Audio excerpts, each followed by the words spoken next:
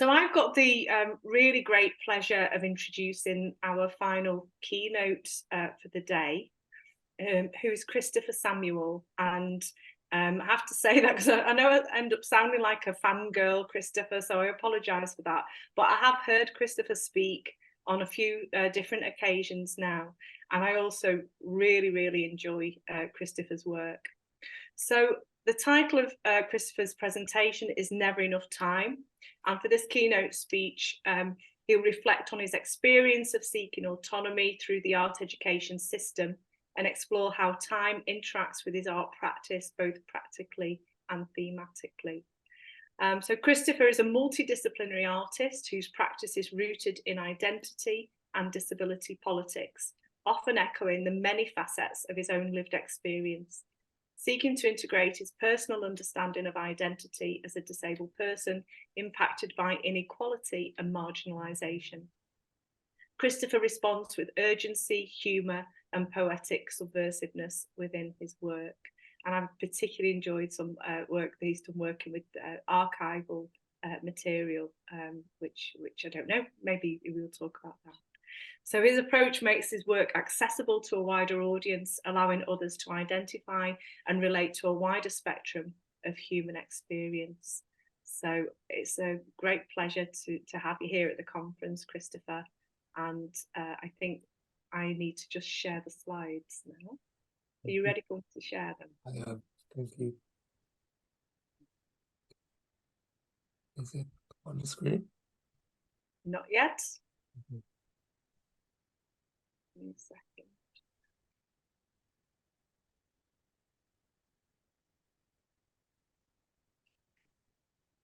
Okay. Well, Okay. thank you, Thank Claire, you. for the introduction, and also thank you for inviting me to speak. I think I'll start off with a short introduction, well, visual description. So I'm a black man, short, balding, grey hair, black and grey, black beard, moustache, grey beard, wearing a fluffy hoodie, sitting in my room, in my wheelchair, with stacks of shoes behind me and an array of scarves.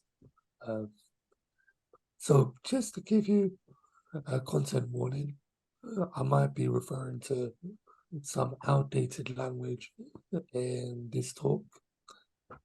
Can we go to the next slide? So on the screen is a photo of me when I was 3 with my mum, we were in a park. I'm wearing a striped t-shirt, jean shorts with a lollipop in my hand, sitting next to my mum.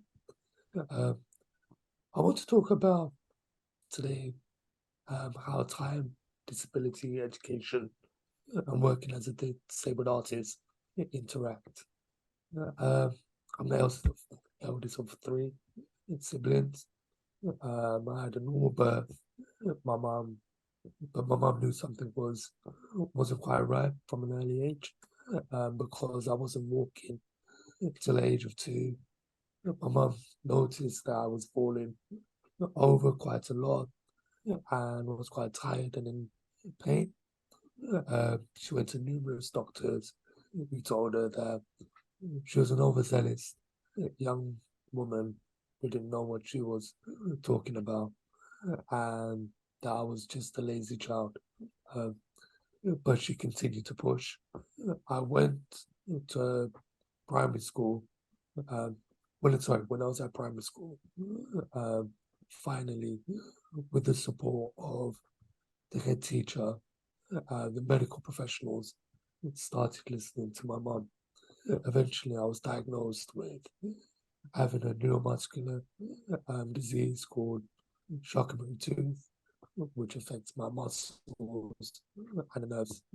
As soon as I was diagnosed, as soon as doctors put a label on me having a disability, everything changed in how the world treated me.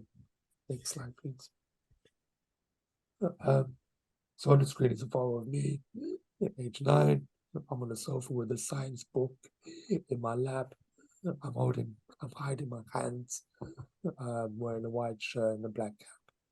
On the right of the screen is a letter from Brent Council, Social Services Department, about my family fleeing from one borough to another. In the letter, it says Christopher is a very determined young man who has made a conscious decision to resist the effects of his condition as much as he can, and he refuses to accept the term disabled and instead rejects any connotation of it.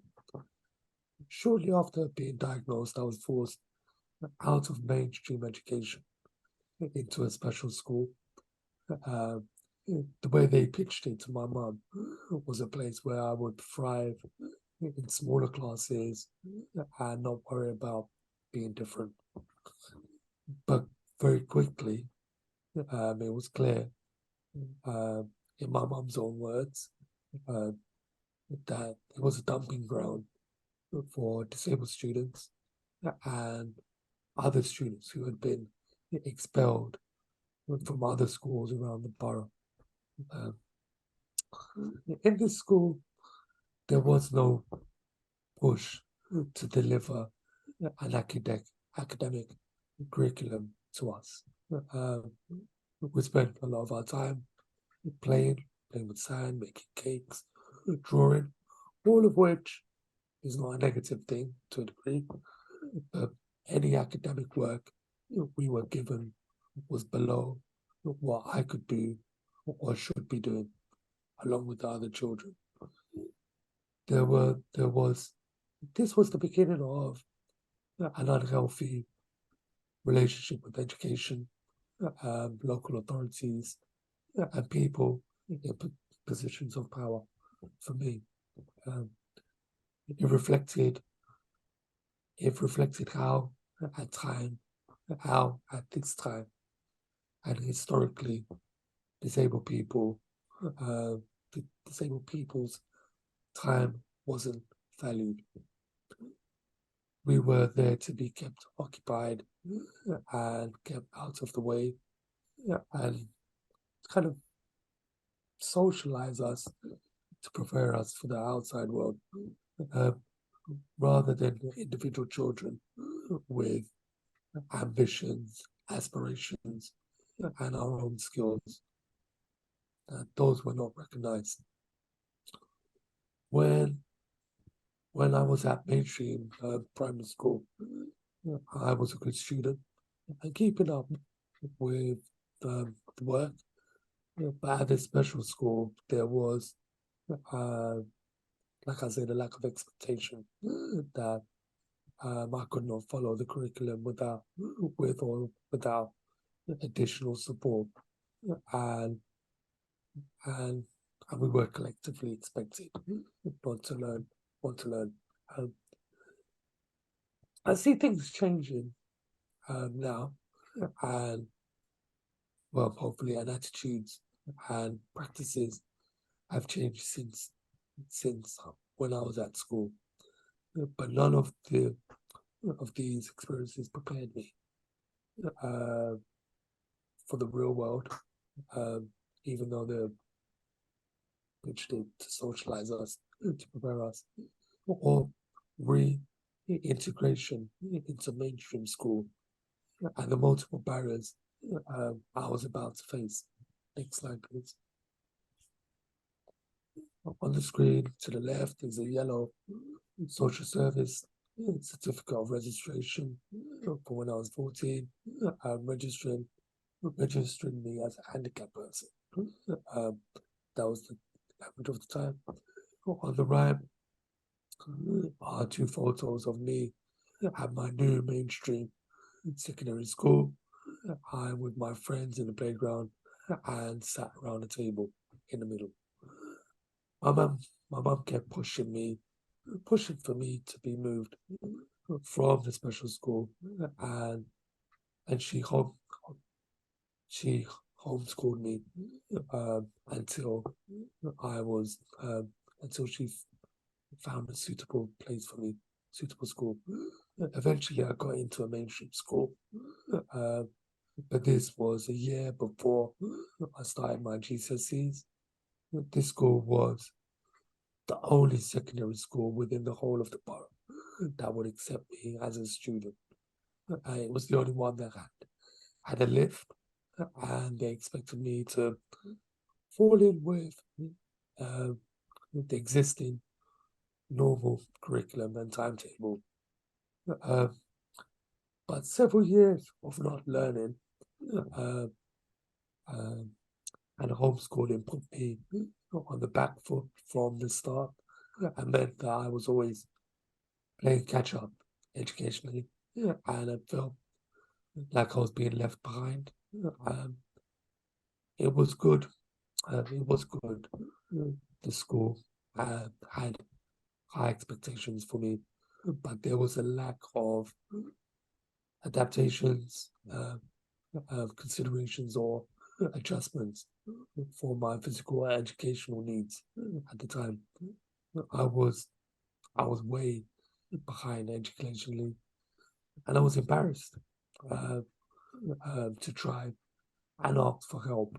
Uh, so I fell further behind. Um, I was always late to class because I moved slow, uh, which was always my fault.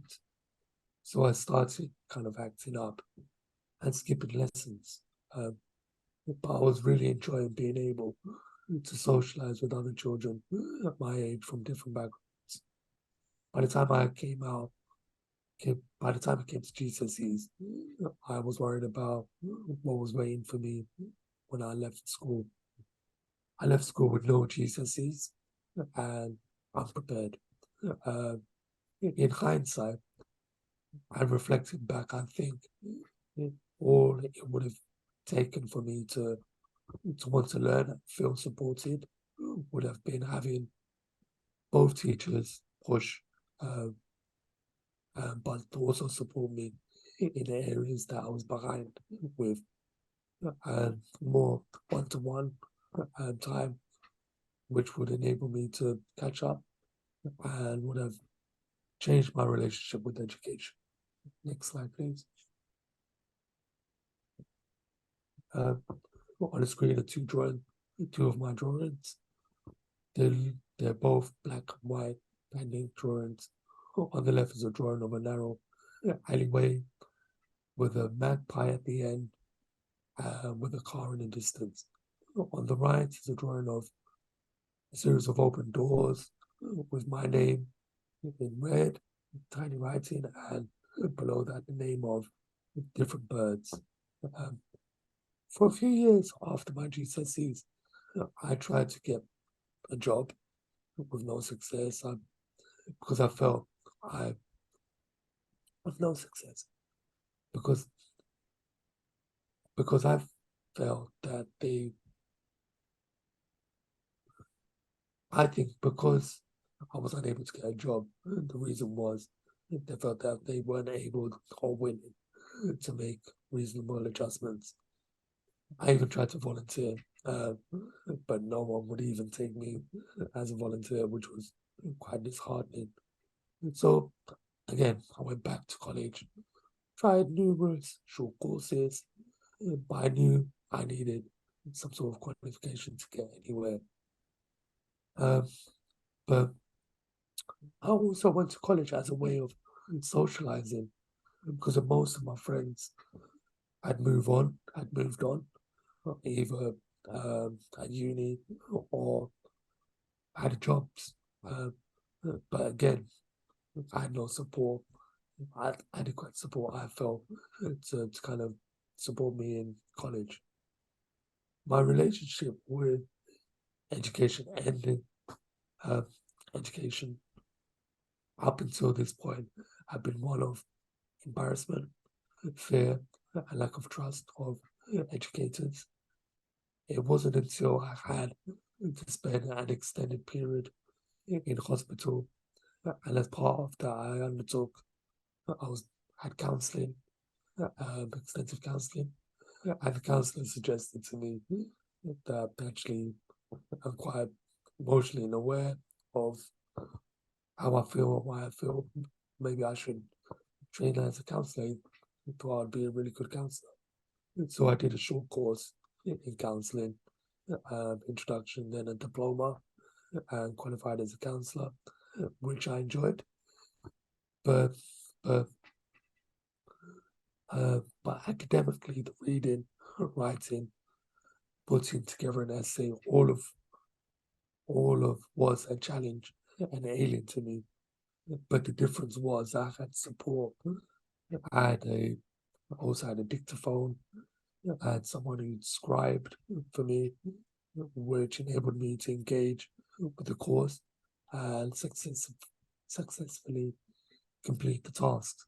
Um, I needed extra time to read, write, and communicate, but the adjustments were made for me. After finishing my course, I ended up going back into hospital and spent just over a year and a half as an inpatient. By the time I left hospital, I wasn't in the right place to continue counseling, but uh, the universe has a way of kind of showing you different path. So anyway, a prospectus came through my door of a local college, which was a college specifically for disabled students. Ironically, I looked well, and on the prospectus it says, if you're not sure about what you want to do, come in for an interview and we can talk about it. So I did. And the two ladies that interviewed me one was the head of the arts department and one was the graphic teacher. Anyway, I left signed up to an art design course, which was completely alien to me. I hadn't done anything creative since primary school, never drawn or anything. Next slide, please. On the screen are photos of my work I created at university. The work is on square ceramic plates with glass and copper objects on the top of a white plinth. My lecturers and art teachers at the college pushed me and supported me. It was the kind of first real experience of someone having academic expectations along with the counseling course of me in a healthy way. And I suppose in best practice, for me, that was good practice, the way they engaged with me. I ended up completing the BTEC foundation course. We're all within a short space of time, fast tracked. The penny dropped when I was asked to draw a self-portrait. Up until that moment, I was enjoying the course, but I still was worried about being disappointed if I couldn't draw. Anyway, I ended up drawing a portrait of myself, and it looked like me. And from that point on, I immersed myself fully into reading about art and creating art. I found a passion which transcended my fears for trying, and that previously that had immobilized me before. I chose to make things that I could do independently, like drawing. My drawings are really tiny, but they're very detailed, which I could do. Anyway, did a foundation course, then went to university, the Oxford University, which was the only university that was really accessible for me. And through their workshops to student accommodations, and the lecturers seemed really welcoming. While I realized while I was at uni that I might not always be in a place where I had the time, space, and support and that I would need to learn to manage those situations. Next slide, please. On the screen is a photo of artwork that I made at uni. It's a series of plaster casts of medication boxes laid out in a square format. My condition affects my energy levels. I'm in pain quite a bit, and it takes me more time and effort to do things. The university pushed me, and I often, and I pushed myself, I should say, but I often was ill trying to keep up with the timetable. Time and energy is, like many other disabled people, are often limited resources as a disabled person. University was a catalyst for me to realize what I needed to put in place once I left to help me function as an artist and somewhat on an equal footing as a practicing artist within our art world. I knew I would need help with writing applications for funding. I knew that I would need access support to help me in and out of my studio. I knew I needed to figure out how to navigate the benefit system so I can receive grants without that affecting my benefits, and not being able to work a full-time 7 days a week, which is expected. I knew I needed help making connections within galleries and so on. Getting that support in place helped me to manage my time and resources. So I have a series of people, team around me that enable me to do that. Next slide, please. So this is a photo of a series of work in white frames, in black and white prints, hanging on a long corridor, titled Housing Crisis, which I made in 2018 in response to being made homeless just before I left uni, as two councils were fighting over now whose responsibility it was to rehouse me. I used redaction in the corresponding emails between myself and its two local authorities to show how time can be weaponized against disabled people, because it was a very time frame in order for them to kind of act. Otherwise, I would have been forced into a care home, and they were using the laws against me to protect themselves. In a rigid system, people who need additional time and support or support to respond to something are left behind or excluded, and this is a clear example of that. Next slide, please. This, I'm not sure if anyone can see it, but this is two of the prints. And this is a clear example of an ableist culture. Ableism expects everybody to be able to conform to the same social norms and behave or work or learn in the same way. It doesn't make considerations for people who might not need to work in a different way or need information in a different way or additional support to reach the same goal.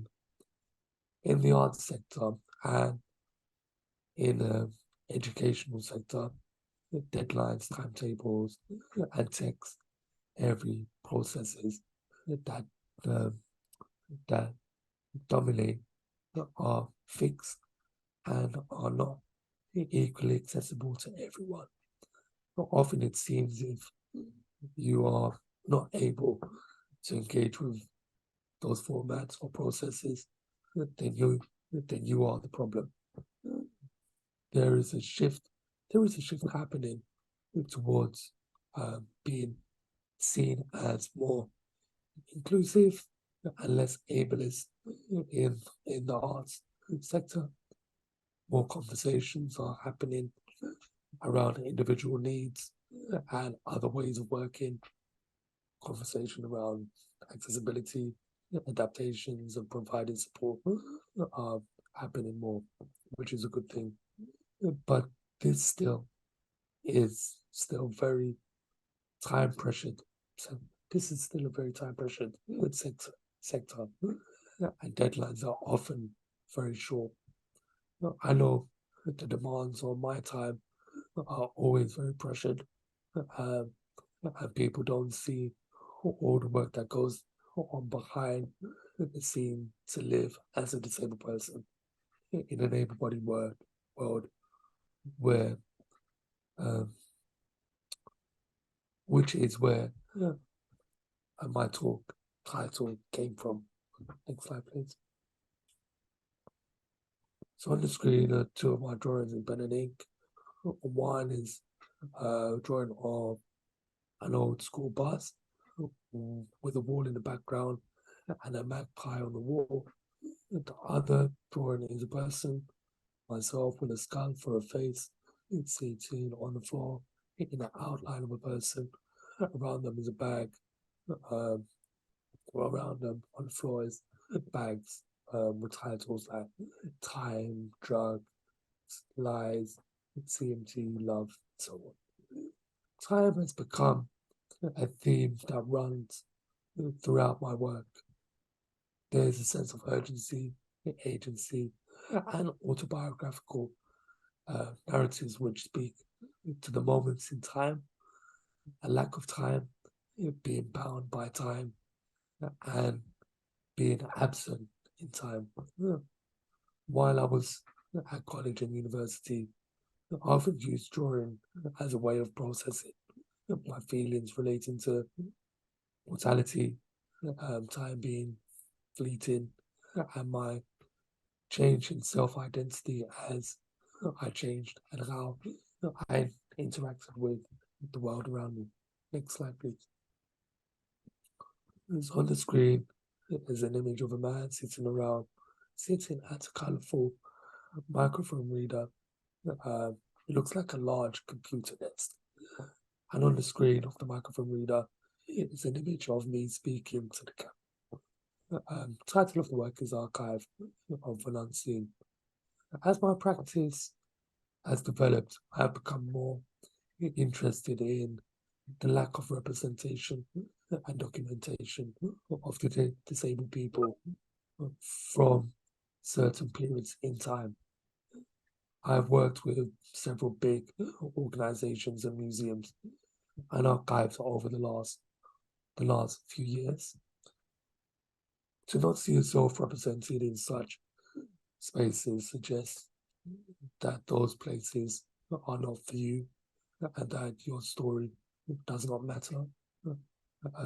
If we don't capture certain experiences and stories now and preserve them in our culture, art, or cultural institutions, they will be lost. There is a push right now happening to try and address those missing gaps or stories and try to write them back into our collective history. This project, called the Archive of the Unseen, was created, which I created for the Welcome Collection in 2022. It started with me with a research project, bursary which I was awarded, and a research question which I posed: am I represented within Welcome's medical and historical archives?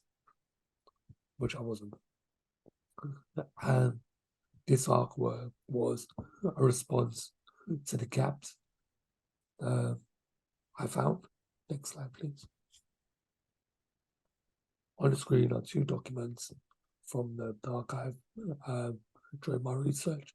On the left is a letter from primary school, and on the right is an application form for for the secondary school mainstream secondary school I wanted to attend. I started this project by doing research into my own history, collecting documents, photos, oral histories about me and my family's past. I realized quite quickly how people saw things differently over time, looking back through their own lenses. It was also a way of showing how time has shifted things, memories and attitudes. One thing that became really important was documents that my mum had been keeping uh, uh, by the hospitals and other local authorities and so on, which helped validate my experience and memories. This project made me feel a sense of sadness of the loss of stories over time and the importance of archives. Next slide, please. On the screen is 3 photos of the archive being exhibited. The gallery walls are white with black and white geometric shapes, lines, geometric shapes with blocks of colors in orange, pink, yellow, and blue. The microfilm reader is sat on a desk with a chair in the middle of the room. On the screen of the microfilm reader, to the right, on the photos, is a blue school bus. On the walls are picture frames with black and white drawings, and in the corner of the room is a large colourful box with a sound piece in pink, black, yellow. I used my research to build my own archive, which made up, like I said, photos, videos, documents, and sections of narratives, sections as an unseen narrative. The content is centered around my experience growing up and how the medical gaze and social norms affected my life. Housed in a microfilm reader for visitors to explore chronologically, exploring themes such as education, hospital, family, etc. The work started its life. The work started its life. The archive started its life at the Wellcome Collection, but is now touring. This is a picture of it at the Attenborough Arts Centre. I wasn't sure how the work would be received. I had multiple conversations both with members of the public and organizations about the importance of engaging with collections and how people felt seeing themselves and also their stories represented in spaces such as this for the first time. Next slide, please. So this on the screen is an image of King Henry VIII with the words disability and power redacted across his face. This is still from a project that I was part of called Ever and Nowhere. I was working with the Research Centre for Museums and Galleries and the National Trust to identify historical stories of disability with connections to the National Trust sites and their collections. Again, I was drawn to working on this project because it was about representation and importance of preserving and sharing untold stories that are at risk of being lost over time. I started by being part of a steering group who was advised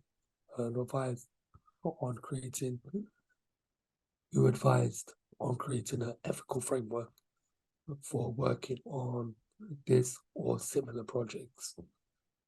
There was ethical challenges from both how the research was being carried out with uh, inclusivity, sensitivity, and with awareness of bias or historical prejudice, and then how these stories might be reframed or retold going forward. The project, um, was disabled experience centered and research led. Next slide, please. So this is a photo of me in one of the National Trust properties, getting ready to film uh, with the film crew around me. After the steering group, I then worked with RCMG to examine a long-term list of potential objects and stories with connections to disability with the National Trust. And the project aimed to uncover and reinterpret these stories in an ethical way and share them through an inclusive and accessible public-facing film and website. Often, when I work with people as a disabled person and artist, my input sometimes feels like an add-on, but this was a real good example of working collaboratively.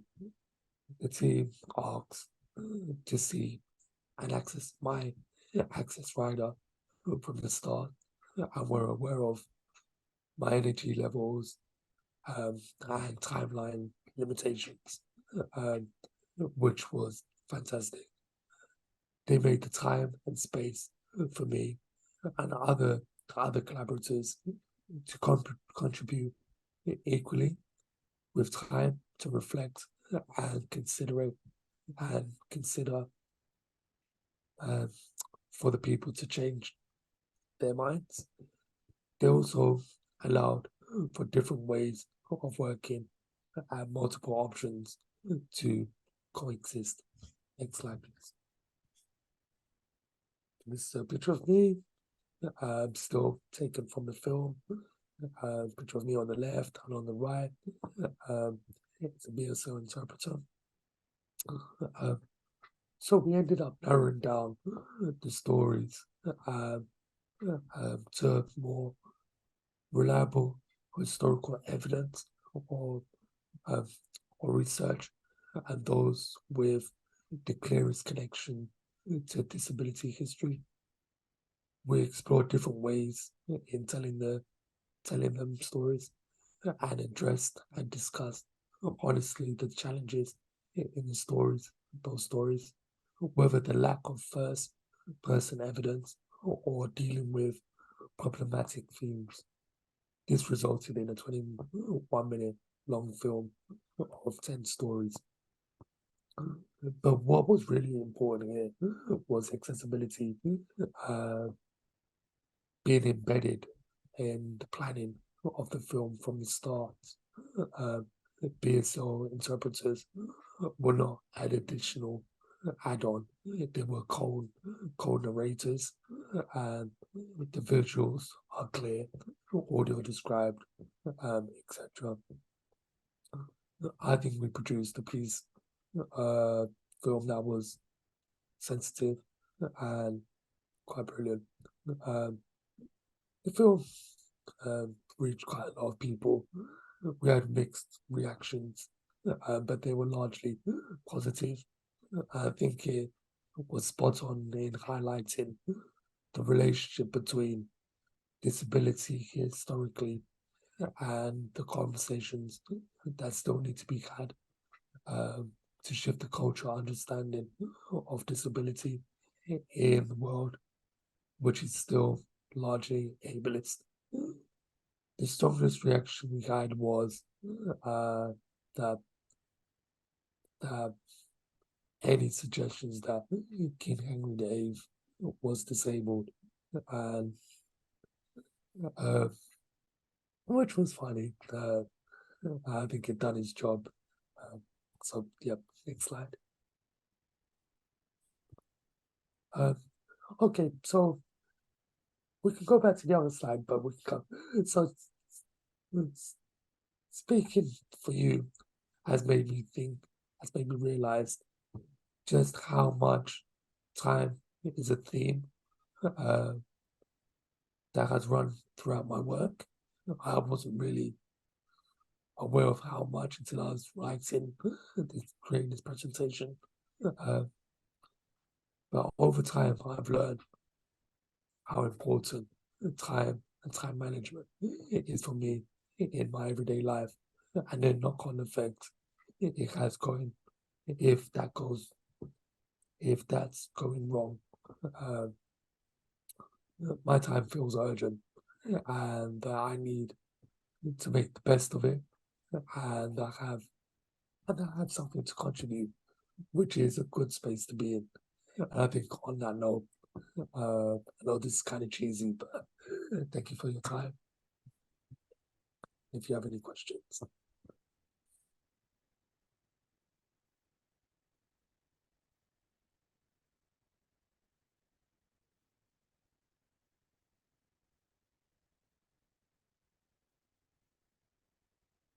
Thank you. Thank you so much. Mm. That's a real overview. You've taken us on a long timeline there. Thank you so much. That's okay. I was trying to squeeze in. I'm not sure we got time for questions. No, we have. And I'm just going to go into chat that I've got some messages. But Susan Coles here, a wonderful, authentic and meaningful personal art journey story, Christopher, for which I sincerely thank you. Your art and ideas work are fascinating and inspiring. Stories are always important. And from Penny Hay, so moving to hear your story, Christopher. So while people are thinking around this, although you've given us a really full account here, which is fabulous. I attended a presentation by Ning, who was one of our participants here, who's been doing some research thinking about memories and experiences of people's art education. And I just wondered if we could just tease out a little bit more from your any recollections about early art lessons, or from your either from your special school experiences or from any of your taking you way back. Well, I think so. Primary school was good because we did that part of the curriculum, and I enjoyed it. And so there wasn't any difference in that. It was positive. But I suppose what stands out to me is, and don't get me wrong, special schools or special education schools they have a place, and each student should be assessed accordingly. But what I found kind of problematic about the special school arts was we were just kept occupied. There wasn't anything of real substance. A box of pens and just left to create for ourselves. There wasn't, oh, let's draw a flower and focus on line or shade or line. Or there was nothing. It was just being occupied, left with like a child left in a corner, so to speak, which wasn't, that kind of killed my enjoyment in creating, because I was resistant in kind of listening or being present, because I didn't want to be there. But fast forward, arts education, I think I had mixed experiences. So I went to a disabled college for disabled students, which is a full circle because I did everything I could to distance myself from anything related to being disabled. But they were amazing. They pushed you, stretched you. Each student was engaged on their level, which was fantastic. When I applied to go to uni, I applied to some very well-known universities and went to a few open days. One of them was so everyone was in a room.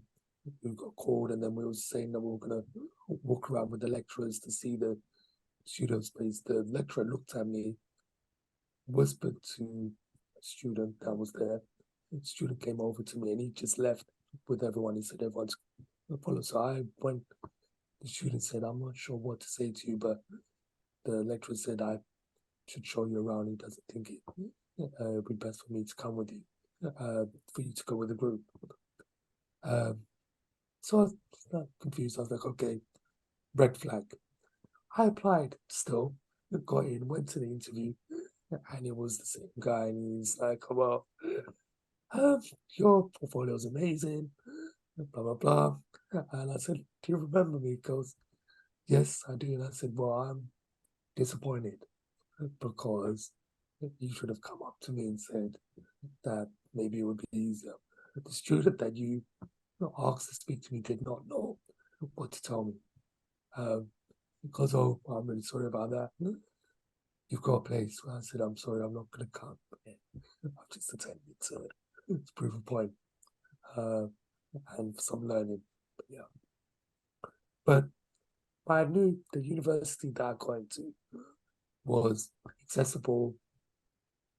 The lecturers were stretching, they were supportive. But the only thing that I found difficult was there's a standard support for all students to scribes and so on. As an art student, I went through a few different support people that supported me because they felt, I was told that they're doing the work for me. And so I needed help with putting the screen print or polishing the glass. They said that I should be doing that and they shouldn't be doing that, which put me in a conundrum. I'm like, okay, should I? But then I looked around and actually, big artists or people with studios have helpers, help them support them. But again, it's that relationship with education and authority. Or anyway, yeah. Yeah, no, really interesting point there about the the extent to which we people make work collaboratively, work interdependently with a whole range of people. But I know you know that's, as you're expressing, when disability is in the picture, that can be expressed as support rather than appropriate technical work that people might do in teams. Yeah.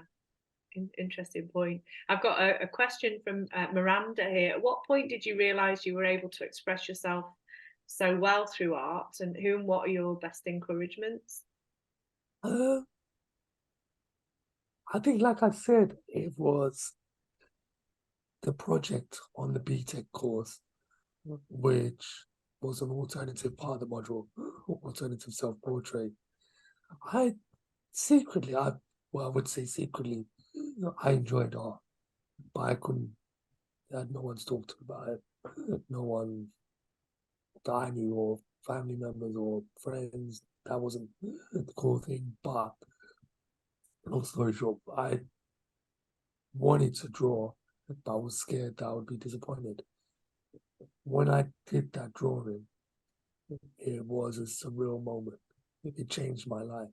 And I know that sounds kind of dramatic, but in that moment, I knew that this was something I wanted to pursue. I've always thought creatively, I live in my head, but abstract idea, I think it's always been in there. But I would say, if it's something you want to do, I would be fearless and find people who are your allies or who are supportive. You can generally find that out by the way people make you feel.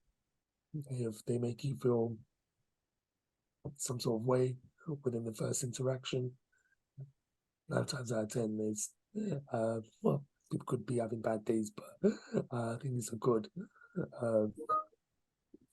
way to test the temperature. Thank you. And so you've the work that you've spoken about, you've referenced archival work, which obviously resonates really nicely with the theme of the conference, that you're engaging with archives, that idea about presence and absence in terms of representation in archival work, and then the more recent historical work that you've done. Are you what's your next project? Is it following on with that theme, or? So currently in residence at Birmingham Museum Trust, and so I'm looking at their archives again. And so I'm still on the hunt or to bridge the gaps in the collections, but this is more tailored towards the Black disabled experience, because I feel that there's still a big lack of representation gaps. There is no real Black disabled experience within the archives within a certain time period, which I'm trying to readdress through, again, connecting with the communities, developing kind of material and documents, but also responding to that with a piece of work. But yeah, that, and just finished some work for the government, actual government, where I was paired with policymakers within government. So I went down to the Home Office and to work with their policymakers to see how art can inform policy or policy inform art. Anyway, I ended up writing my own green paper to critique what they had been doing, and that's going to be on show in Sheffield next month. I was going to say, that sounds really intriguing. I'd love to read that. And actually, I was going to highlight that Marlene Wiley, who's the president of the National Society for Education in Art and Design, has been leading on some work around representation, in terms of representation of Black artists within the curriculum. Marlene's put a comment here in terms of asking about your mum's determination. She says your mum's determination was so strong. What's been your mum's reflections since? So my mum just passed away in the past 2 years. So she died just before I completed the archive. And this would, like I said, that's why the importance is. I said the sadness, it made me realize kind of the importance of documenting and capturing things before they're gone. But my mum was the first. I didn't know what she was a fierce lady, and the first type of person I consider her an activist. So she went to the ombudsman, she wrote to local MP, she found all of this in order to get me into a school full with doctors to get me re-examined and re-diagnosed, and so on. She very warm and kind. She was a very warm and kind person, but very scary. I quite like strong women. So yeah, she's one of those. Yeah. I like that description. Fierce. Yeah, and she's proud. She was proud of what I had achieved and overcome, and found a new kind of zest for life. Thank you so much. We're just coming up to the last 5 minutes, and we do need to do a little bit of rounding off. So I'm just going to check in to see if there's anybody else who wants to raise a question or make a comment. And if not, I can just ask, can we just all show our appreciation for Christopher? I know we've got a lot of messages going in there. Marlene said, thank you for sharing so deeply, Christopher. Lots of thank yous coming in. The wonderful Amanda Lynch there saying brilliant. Thank you. So great. Thanks so much, Christopher, and good luck. And I really look forward to seeing seeing the rest of your work coming through. Anybody who prepared to go and work with the government